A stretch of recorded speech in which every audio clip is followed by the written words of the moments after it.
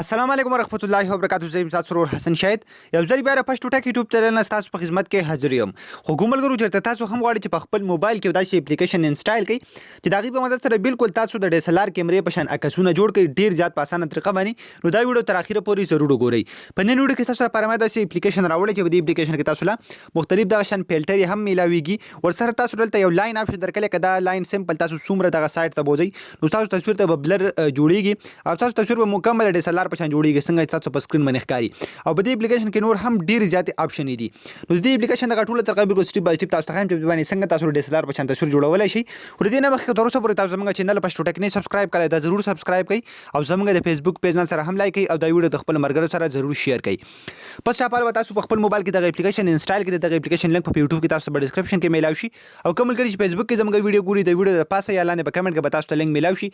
سمپل هم د هغه تاسو د اپلیکیشن په خپل موبایل کې ډاونلوډ کولای شئ او تاسو انسټال کولای شئ. کله چې هم تاسو د اپلیکیشن په خپل موبایل کې انسټال کو بیا په سو کې سمپل د اپلیکیشن په دغه رقم اوپن کړئ. کله چې هم تاسو د اپلیکیشن اوپن کو بیا په تاسو سو کوي تاسو په دغه رقم سایت لاندې چې څومره اپشن تاسو له شو کیږي به د دغه رقم سایت لاړ شي دا تاسو له اپشن شو کیږي ډي اس ال ار تاسو په سو کې سمپل او په دې ډي اس ال ار اپشن باندې کلیک کړئ. دلته تاسو له بل یو لاین شو شي تاسو بسو کوي دا لاین چې کله هم تاسو دغه سایډ نه تاسو تخکاری تر دې سایډ نه تر دې سایډ ته بوځي نو تاسو په تصویر باندې اتوماتیکلی بلر جوړیږي او په دې کې به تاسو له نور څه ایډیټینګ ضرورت نه راځي. مطلب کپابل اپلیکیشن باندې تاسو جوړوي نو هغه کې تاسو خپل باډي صفا کوي د بلر نه نو بیا به تاسو بیک گراوند کې صرف بلر پاتې کیږي نو تاسو تصویر به د ډي اس ال ار په شان جوړیږي. او په دې اپلیکیشن کې تاسو اتوماتیک د ډي اس ال ار په شان ایډیټینګ شي کولای. تاسو تخکاری د لاین دغه رقم بوزم نو تاسو تخکاری بالکل تصویر ته دغه رقم بلر ولګي څنګه چې تاسو غټ کیمرا باندې تصویرانو باسي په ډي اس ال ار کیمرا یا په کینان باندې یا داسې په بل کیمرا باندې نو ما قشن تصویر به تاسو د تصویر نه اتوماتیک جوړ شي. بیا به سمپل تاسو لاندې دی اپشن نه سیو کوي تاسو تخکاری د رقم نه تاسو دینه سیو کولای شي.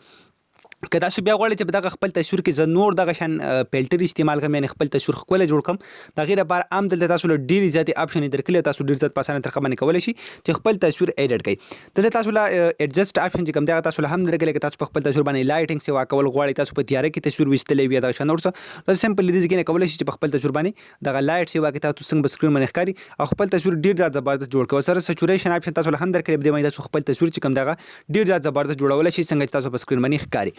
ورته دین علاوه ته مختلف فلټر تاسو له هم درکړي دا هم تاسو په خپل تصویر باندې اپلای کولای شئ. تاسو تخکاری فلټرز تاسو کله هم په دې باندې کلیک کړئ نو دلته ډیر زیات فلټر به تاسو له شو شي او تاسو هر یو فلټر چې کوم دی لاندې چې تاسو په کوم تصویر باندې کلیک اخلي اتوماتیکلی تاسو تصویر او ماغه شان کیږي. تاسو تخکاری د رقم که تاسو په هر یو تصویر باندې کلیک کوئ نو تاسو تصویر ته به دا شان مختلف کلرونه مختلف فلټري لګي او ډیر زیات زبردست په تاسو تصویر جوړیږي. تاسو څنګه په سکرین باندې ښکاري د هر یو فلټر چې کوم دی تاسو په خپل تصویر باندې اپلای کولای شئ ډیر زیات په اسانه طریقه باندې. کله چې هم تاسو په دې کې مکمل خپل تصویر ایډیټ کو زبردست تاسو غواړئ چې دغه اوس په خپل ګیلری کې سیو کما دا غیر لپاره به تاسو څه کوئ سمپل تاسو له یو اپشن لاندې درکلې ټیک باندې نشان تاسو په سو کوي پس ټاپالو بری ټیک باندې نشان باندې کلیک کړئ چې تاسو تصویر دلته راشي مین سکرین ته بیا بر تاسو په سیو باندې کلیک کړئ تاسو تخکاری تاسو به دغه تصویر چې کوم دی تاسو په ګیلری کې راشي ډیر زیات په اسانه طریقه باندې تاسو دینه تصویر سیو کولای شئ ایډیټ کولای شئ.